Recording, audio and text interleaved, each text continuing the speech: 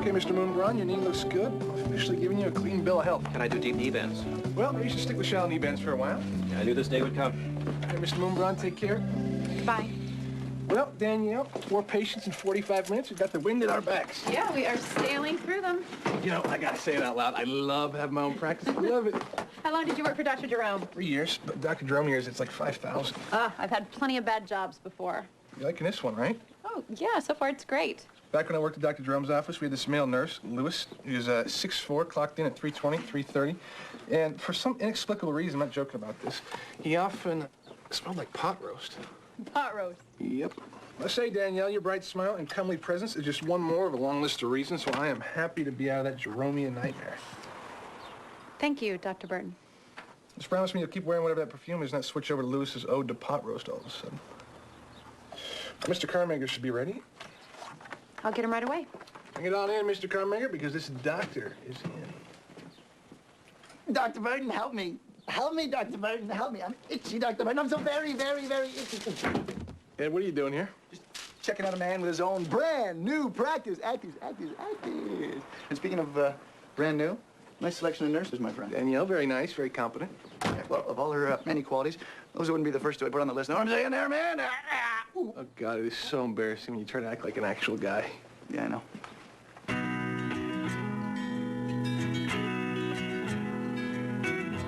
When it's my moment in the sun, oh, how beautiful I'll be. But in a normal sort of way, like I am you and you are me.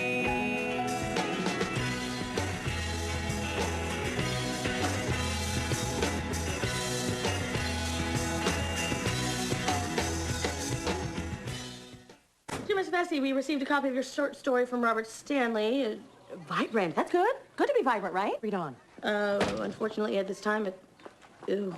Yeah, that's a little thing we like to call rejezione, a.k.a. death of a dream. Death of a dream, very good. Very dramatic. Perhaps if you used phrases like that, you wouldn't have gotten rejected. I'm so glad to see that you can make light of this. I'm not making light of it. I'm kicking you when you're down. And why are you doing that? That way you'll pick yourself up and fight back. Hey, I minored in psychology. Doesn't telling me your strategies somehow ruin it? Like I said, minored. I don't know, Molly. I don't know. I mean, it's a little late in life, Thank you. to find out you're just not good at anything. You cannot let one little rejection shake your confidence. Do you know how many times Tolstoy got rejected when he wrote Anna Karenina? How many? Actually, it was bought immediately. But my point is, it's very, very rare. Thank you. Come on. I'm cheering you up with my delightful sense of humor. You know what you should do? What? You should go down to the Stuckyville Progress and write some stories for them. The newspaper? I'm not a journalist. But you gotta start somewhere. It's perfect. You'll write, you'll get published, you'll hone your craft. Oh, no. Hey, who am I kidding? You're right. Who are you kidding? You're kicking me again. Yep.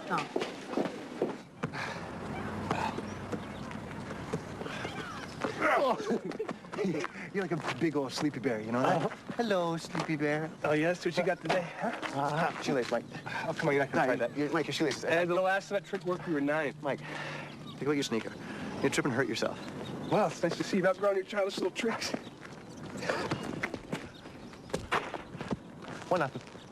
Hey. Dr. Michael Burton? That's me. Dr. Burton, you've been served. I'm being sued. For what?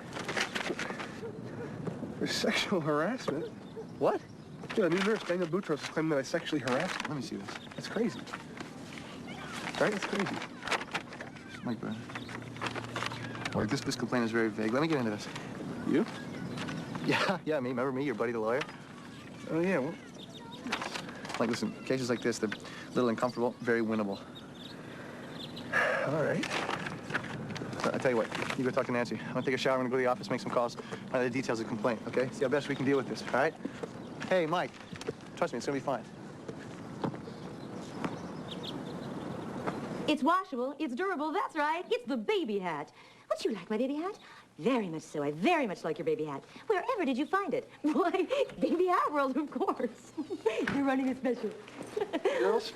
Hey, Mike. Say hi to Daddy, sweetie. Oh, goodness. Oh, that's right. You don't know how to talk yet. Oops, did I bonk you? Actually, I gotta tell you something. What? I'm being sued. Oh, my God. You didn't kill anyone, did you? I didn't kill anybody. Oh, thank God. Well, they in a coma? No. No, it's not malpractice. It's not one of my patients. Well, who then? A new nurse.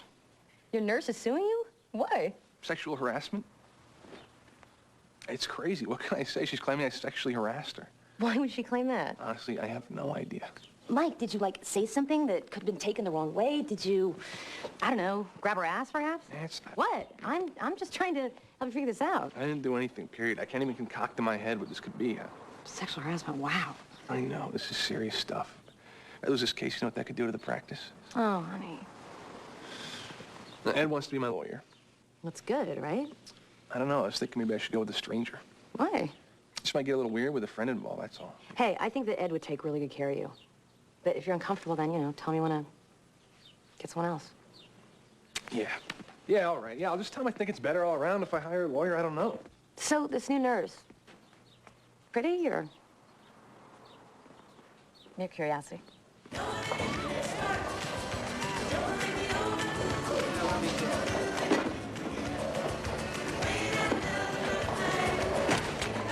Phil, Bosco, be a dear, help me load these boxes into my car. what are you doing with all this food?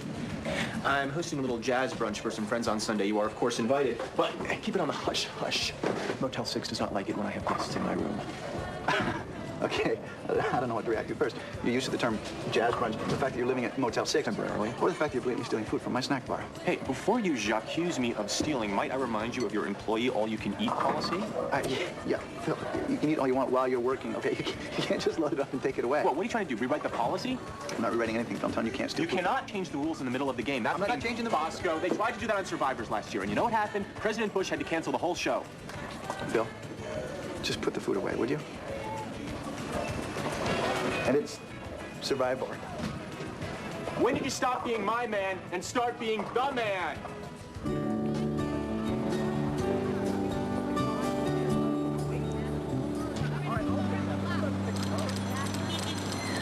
Hi, I'm looking for the editor, Mr. Dobbs.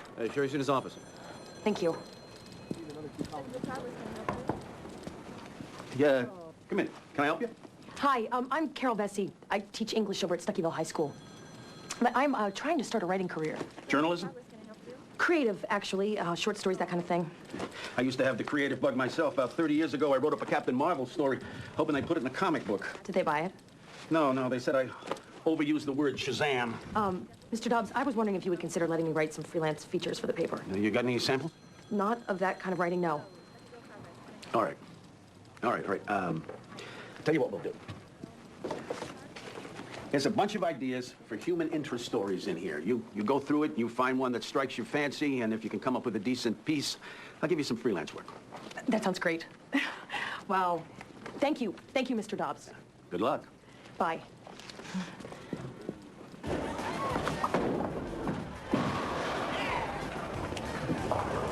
Why are you wearing glasses? Ran out of contact lens solution. You look like Elvis Costello. Thank you.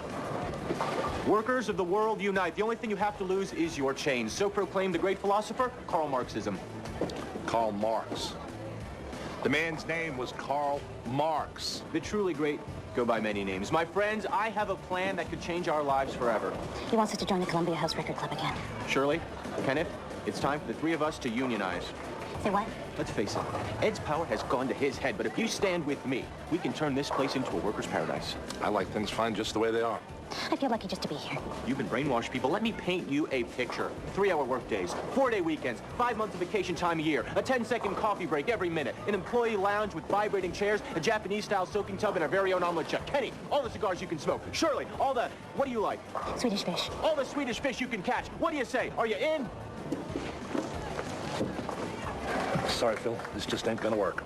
I don't want to get fired. Omelet chef! Right. Okay. Yeah, okay. Yeah. Hey. Listen, Ed, I've been thinking a lot about this. So have I. I got the detailed complaint. What does that mean? Well, it tells us exactly why she's suing you. What is it? Well, she says that you said that she, quote, had a bright smile and a comely presence, Yeah, well, I didn't mean anything by that. and that you liked her perfume. No, all right, I remember this. I was making a joke with that guy Lewis I used to work with who smelled like pot roast. It's ridiculous. Yeah, and the day before by the coffee machine, she alleges you said that sweater really brings out your eyes. Beautiful. Yeah, come on, this is office chit-chat. I wasn't being flirtatious. Right, and she says on Monday, when I told him I'd spent the weekend holed up in a log cabin with my boyfriend, Dr. Burton's reply was, your boyfriend's a lucky man. This sounded a lot worse when you read them out of context like that. No, I know, Mike. Don't worry. I'm going to help you through this. Okay? Just let me know what I need to do, and I'll do it. There's about a half dozen more of these, so why don't we go through them and see if you can remember them? Is this all gonna be okay? I believe so. What? Not quite the slam dunk win I thought it was going to be. But hey, it's fine, right? I mean, we've been in tough spots before. Fighters, right? Yeah.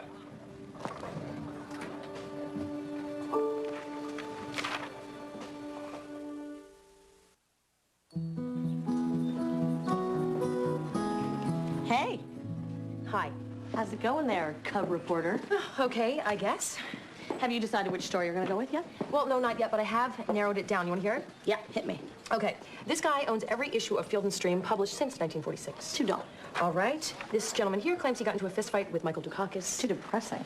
Right. A woman who eats nothing but hash browns. Too creepy. A woman who always dresses in orange. Also creepy, but getting warmer. Oh, okay. How about this guy, Barry Cathell, the man who grew a 50-pound pumpkin in his backyard? Perfect. Yeah? Absolutely. When it comes to human interest stories, you can never go wrong with abnormally large produce. That's the guy. Well, all right. I'll try to set something up with him. Good. I brought you something. Oh, my God. Oh, adorable. Yeah. Thanks. Hi. Oh, hi, Miss Bessie. Why do I need a new suit? I own a perfectly good suit. What, the blue pinstripe?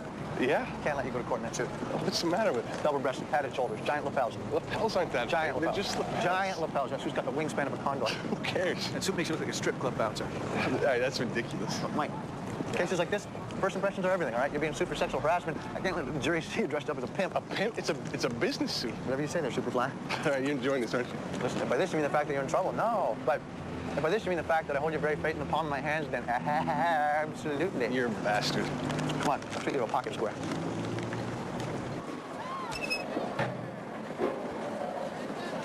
Hard work, isn't it, scraping that grill? Phil, what do you want? Join the union. Not interested. Oh, come on, Ken. If you join the union, when you die, they'll write one of those great union folk songs about you. Phil, I don't want to join, all right? Okay, no problem. He was strong as a moose and twice as tall. His heart was bigger than a bowling ball. They tried to outbowl a steam-powered bowling machine. Now he's buried under lane 15. He's Kenny Sandusky. Please go away.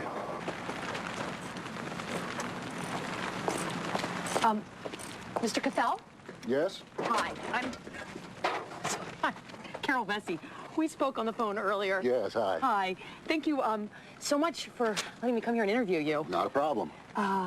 So should we talk here or? Sure. Great. Okay, let me just look at my pad. So what made you want to grow a 50-pound pumpkin? Oh, I'm sorry, I don't talk about the pumpkin. Why don't you talk about the pumpkin? Because when I grew a 50-pound pumpkin, I made a decision. No pumpkin-related press. Why? Well, the paper prints a picture of you standing next to a giant pumpkin, and suddenly for the rest of your life, you're the pumpkin man. It's like Henry Winkler. People can't see him as anything but the Fonz. I don't want to get pigeonholed like that. I understand. But seriously, anything else you want to ask, fire away. So what would you like to know? Why do you wear nothing but orange? Because orange is the most beautiful color in the world. Orange is sunshine. Orange is warmth. Orange is life. Orange is life. Yeah, I like that. Oh, okay. I like blue, yet it's not the only color I wear. Well, I used to be like you. And then one day I went out dressed totally in orange. And I got so many wonderful reactions. And then I thought, why not take this thing as far as it will go? Great. Why don't you and I go for a walk and I could see people's reaction to your look? Oh, I'd love to. Orange, you a good reporter. Thank you. It'll just take me a second.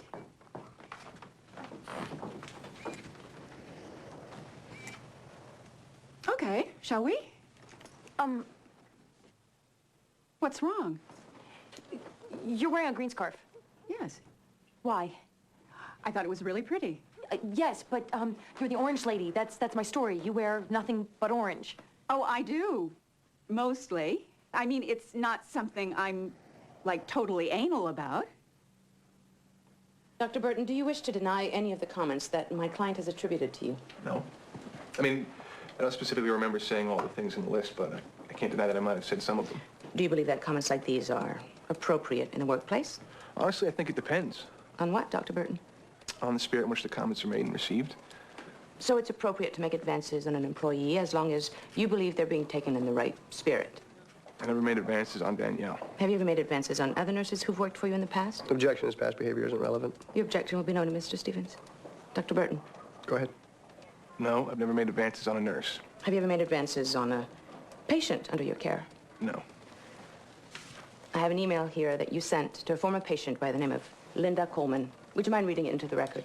Objection. If a patient has a complaint against Dr. Burton, she can go ahead and sue him. This has nothing to do with the case. Again, your objection is noted. Dr. Burton. This email was a response to an email she'd sent me. Read it, please. Dear Linda, as always, I await your next appointment with bated breath. I pray every night that you might contract a mild, easily treatable case of pneumonia so that I'll be able to see you that much the sooner. Yours, Mike Burton. Do you admit to sending that email, Dr. Burton? Yes, but you gotta let me put it in context. You'll have ample opportunity to do so. Moving on.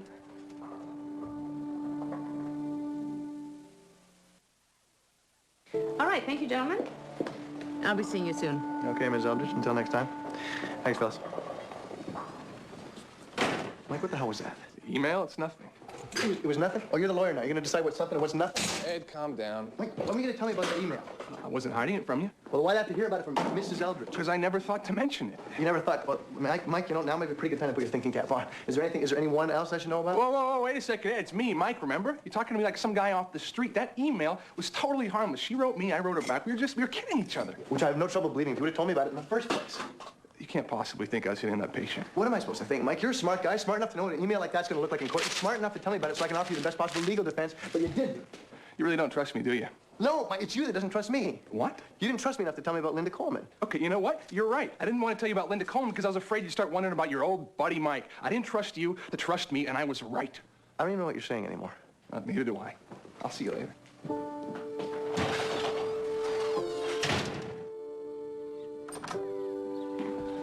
Hi, honey. Mike, hi. How'd the deposition go? Well, all right. What you got over here? Brownies. So what happened? Tell me the whole story. Have a brownie? Mike. Come on, let me have a brownie. You take a brownie. Both sit down and enjoy some brownies. I'll tell you all about it. Okay. Mike, come on, you're making me nervous. Tell me what's going on.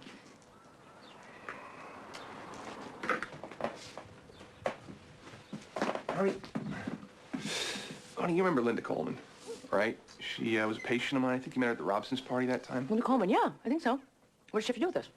Well, Linda and I used to sort of, I guess you'd say, flirt a little. Wait, whoa, hold on a second. Now there's two of them? What's going on, Mike? I'm trying to tell you. Will you let me explain this? Yeah? Okay. So, Linda and I would flirt from time to time, just in that jokey, meaningless kind of way that people do. You know what I mean? What do you mean? With some people, you just have that flirty kind of rapport. Like you and Richie. The mailman? Yeah. You know, like when the weather starts to get warm and he wears his little mailman shorts for the first time of the season, you give him that woof, that wolf whistle you do. Right. Right? Like that. Just silly and meaningless. So, one day, Linda wrote me an email with the same flirty kind of nothing. And just for the hell of it, I wrote her back.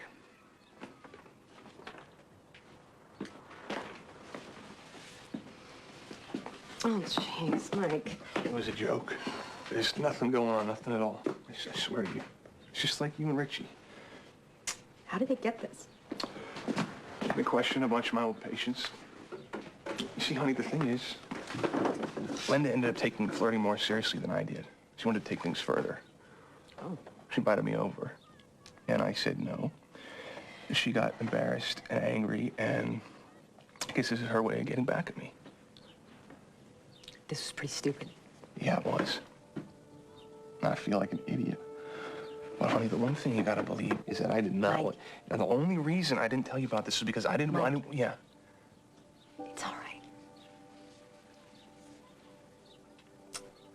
I just didn't want you to think Mike, that I had it's any. all right. I believe you.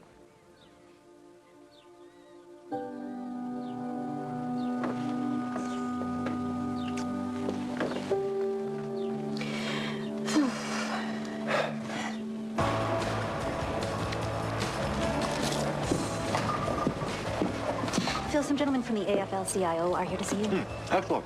Have a seat, boys. Would either of you care for a Dagwood sandwich? No, thanks. Mr. Stubbs, I believe you spoke to our supervisor. Something about wanting to fold your union into the AFL-CIO. That's right. Once we merge our two powers, we'll be, dare I say, unstoppable. And what is your union exactly? Pinsetters Local number 803080308. 0602 06 193. I'm not familiar with your organization. Are you the president? Yes, I'm the president as well as the shop steward here at Stucky Bowl. You know, if you guys want to just sign off on that merger right now, that would be great because I actually have to head out of here. Where you going? Oh, I've got a meeting in Detroit with that Teamster guy. What's his name? I want to say Dustin Hoffman, but I don't think that's right. Hoffa? Yes, that's the man, Dustin Hoffa. Are you trying to jerk us around here or what? Absolutely not. The Pinsetters Union has nothing but the deepest respect for your organization. The deepest respect. How many members you got in this Pinsetters Union of yours? Well, we're actually just starting small. Right now it's just me. Let's go, Rudy. Jackass. Oh, come on, you guys. Don't let me rot to death in this sweatshop. Come on. Mr. Dobbs? Hey, the English teacher. You know what really stinks about computers? No, sir. What's that? Used to be you'd finish a story and you'd yell, "Copy!" Nowadays, all you do is you hit the send button. It's crap is what it is. Yeah, tell me about it. So, what do you got for me, English teacher? Not much, sir. Nothing, actually. Nothing? What's the matter? I thought you wanted to be a writer. I do. It's just, you know, Mr. Dobbs, none of these stories are turning out to be stories. Come on. There's got to be something in here worth writing about. Look at that. The tallest man in Stuckyville. He's 6'4". It's just not that impressive. Look, I was thinking maybe it would be more productive if you sent me out to cover an actual event. Unfortunately, I'm in the habit of sending actual reporters to cover actual events. Please, just one more chance. So, he wants me to cover the Stuckyville Bake-Off. Bake-Off? Well, that sounds really... Boring? Mike! Well, it better not be, because this is my last shot. Well, hopefully Benny Crocker will show up drunk off rest. That'd make a good story. That would be a good story. Hey, ladies.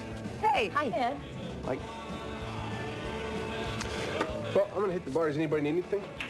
Yeah, a beer. Me too. Yeah, sure. So, gals, why don't you leave Mike a hand at the bar? No, it's 4 beers, 2 beers a hand. Sounds like a solo mission to me. Can you talk to Ed? Right, okay.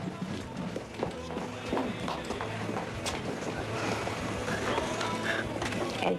Yeah? Whatever's going on with you and Mike, you gotta get over it. He needs you. Look, Nance, there's a lot. I can't discuss this case with you. Lawyer-client privilege. Hey, Ed, Mike told me everything. He showed me the email. I know all about it. And you believe him? Yes, of course I do. I mean, the email looked kind of bad, but he told me it didn't mean anything, and if he tells me that, I gotta believe him. Why? Because he's Mike. I trust him. Honestly, I'm surprised you don't. It's not that I don't trust him. Why didn't you tell me about that email? He was embarrassed, Ed. He didn't want you to know about it. He wanted me to know about it. We all do stupid little things that we're not proud of. Get him out of trouble, would you? I'll do my best.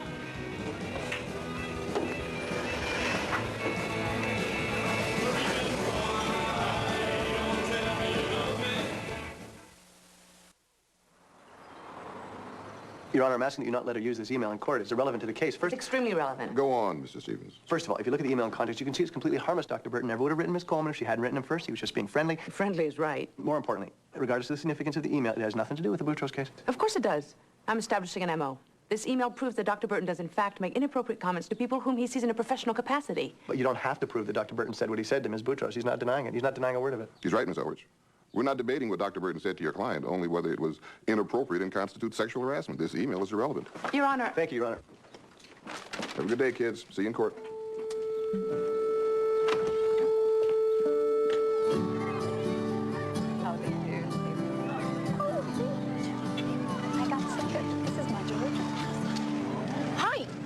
Excuse me, I'm sorry. I'm Carol Vesey. I'm covering the bake-off for the Stuckyville Progress. Would you ladies mind if I interviewed you? Not at all. I'm Rita, Wanda, Judy. Hello. Hi. Okay, so, ladies, here's the thing. I'm looking for the story behind the story. The juice, the dirt, you know what I'm saying? For instance, have you ever heard of somebody stealing a recipe? Not really. No. Sabotage. Anybody ever sprinkles a little bit of the talcum powder in the meringue? Ring any bells? No. No. Any amusing anecdotes that you could share with me?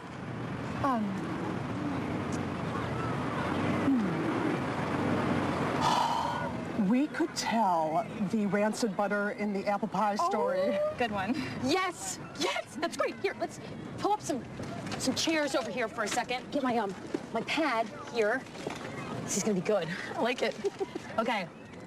All right, Rita, hit me. Well, 3 years ago, I made an apple pie using rancid butter. Rancid butter. Okay. And then? That's it. Yeah. Oh, come on. I'm dying here.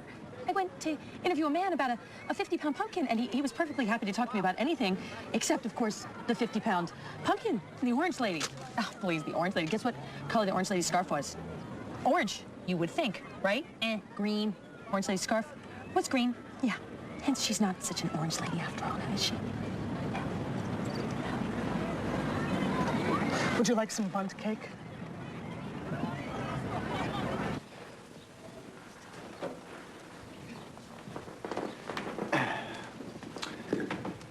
Ms. Boutros, did Dr. Burton ever make or attempt to make physical contact with you of any kind? No. Never tried to touch you? No. Never tried to kiss you? No, nothing physical. Did he ever threaten to fire you unless you had sex with him? No. Did he ask you for sex at all? No, but... Did he even ever ask you out on a date? Not directly. It was all insinuation. Dr. Burton has testified in the deposition that he meant to insinuate nothing. Is it not possible, Ms. Boutros, that you simply misinterpreted his intentions completely? All I know is how uncomfortable I felt in that office. I see. Well then, Ms. Boutros, did you ever talk to Dr. Burton and tell him that anything he was saying or doing was making you feel uncomfortable? No. Nothing further. Mrs. Eldridge. Why not, Miss Boutros? Why didn't you say anything to Dr. Burton? Lots of reasons. First of all, I feared for my job, but just as important, I couldn't get up the nerve. The whole idea of confronting him was just so awkward and horrible. And besides that, I resented the notion that it was my duty to confront him. Why should I be put in the position of confronting the man for doing something he should just know not to do? Why should I be held responsible for his behavior? Why, indeed. Nothing further, Your Honor.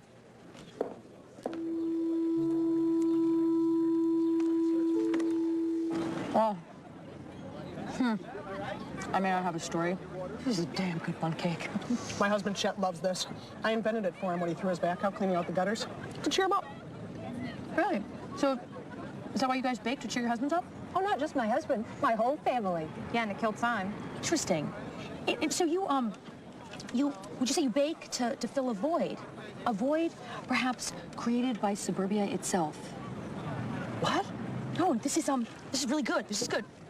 Keep telling me, really. Just why do you bake? Eat. Talk. Dr. Burton, in your opinion, do you find Miss Boutros attractive? Yes, but to be clear, I'm not attracted to her. I'm a happily married man. Yet you talked about her eyes, what she wore. You called her comely. Obviously, you're paying very close attention to her physically, but you're not attracted to her. I was complimenting her. I thought I was being nice. You were being nice by subjecting her to your sexual comments, making her uncomfortable. There's nothing sexual about it. She wore a nice sweater, so I complimented it. She wears perfume to smell nice. I noticed, so I complimented that. Do you understand that by focusing on her physical appearance, you've created a sexually charged work environment? I didn't mean to do any of that. It's too bad you didn't think of complimenting her on her work instead of her looks. That would have been much less demeaning. Objection. Where's the question? I'm done, Your Honor. Weren't those comments you made to Ms. Boutros simply made in the spirit of fun? Yes. It was just banter. I wanted to establish rapport. So basically, you just wanted to have a light, fun workplace. We work side by side. You don't want to spend 10 hours a day talking about tongue depressors and staph infections. Right. Dr. Burton, did it ever occur to you as a superior talking to an employee, your compliments could make Ms. Boutros uncomfortable? I guess I never thought of myself as her superior. I treated her the way I would treat a friend. Ms. Boutros stated that she feared that if she asked you to stop flirting, you would have fired her. Is that true? Absolutely not. What would you have done? Would have apologized. I feel terrible about all this. I never realized I was making her feel uncomfortable.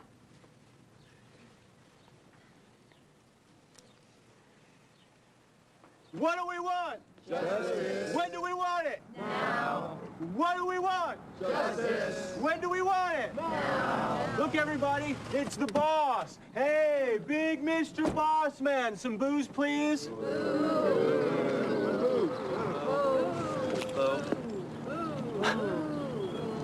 I'll talk to you for a second. You want to talk, Bosco? I will see you at the bargaining table.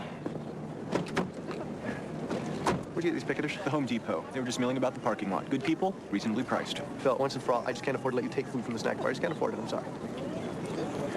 What about the leftover hot dogs at the end of the night? Yeah, sure. If it makes you happy, they're all yours. You hear that, everybody? We did it! That's one for the working man! Woo-hoo! Come on, show some excitement! Woo! Ha-fa! Ha-fa! Ha-fa! The defense wants you to think that Mike Burton's words are being twisted, taken out of context. Well, let's put them in context. Mike Burton was Danielle Boutros' boss. And as her boss, his so-called jokes and compliments created a hostile work environment. Now, perhaps Dr. Burton's conduct would have been just fine in 1952. But today, it simply cannot be tolerated. Mr. Stevens? Ladies and gentlemen, I'm sure you're all familiar with the concept of innocent until proven guilty. Our law says basically trust. Trust each other. Even when things look suspect, give each other the benefit of the doubt until you know for sure that there's a problem. That's an encouraging thing, isn't it? To assume the best about a person. Unfortunately, in this case, Danielle Boutros assumed the worst about Mike Burton. She misread the intent of his comments, and then she never allowed him a chance to explain or apologize for the confusion. What'd she do? Instead, she sued him. Don't we owe each other a little more trust than that? Thank you.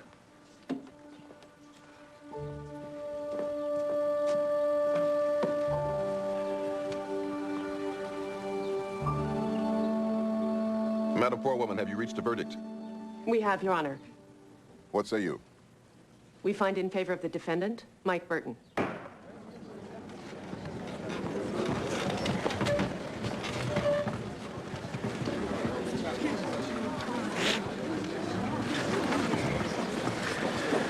Congratulations. Thanks. Nice job up there. Thanks. You guys want to go grab some dinner? I'm pretty worn out from all this. See you tomorrow? Okay. Eddie, thank you.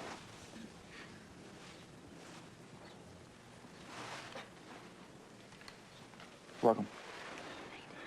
Good night.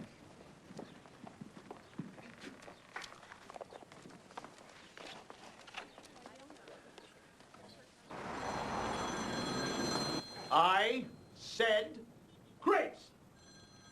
Miss Vesey?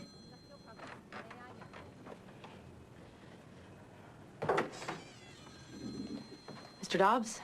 Have a seat. I read your story on the bake-off. Suburban Dreams. Yes, sir. It's very, very good. Really? That's so good to hear. Thank you. Thank you so much. But I can't use it. Why not? Why can't you use it? Well, for one thing, it's 7 pages long. I know it's a little long, but to be perfectly fair, I did use a large font, and I felt that the depth was... Depth? Depth, Miss Vesey? I sent you to cover a bake-off. A bake-off. Right, but I think I got the story behind the story. I didn't want the story behind the story. I wanted the story. But that's in there, too. There's the story, and then there's the story behind the story, so it's like you got 3 stories, and you only have to pay me for 1. I'm sorry, Miss Vesey. It was like I say, it's very well written, but it's nothing we can use. Right. Thank you, sir. Thank you for the opportunity. Miss Vesey, there's a man by the name of Byron Smeltz. He's very open about the fact that he hasn't filed a tax return in 10 years. Why don't you talk to him? Seriously? Oh, my God. Thank you. Thank you, sir.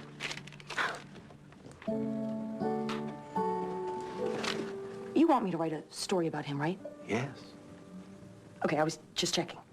Thank you.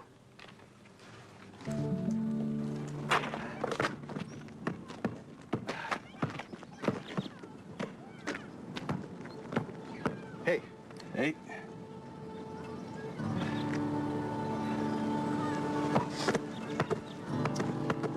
On my ones? Sure.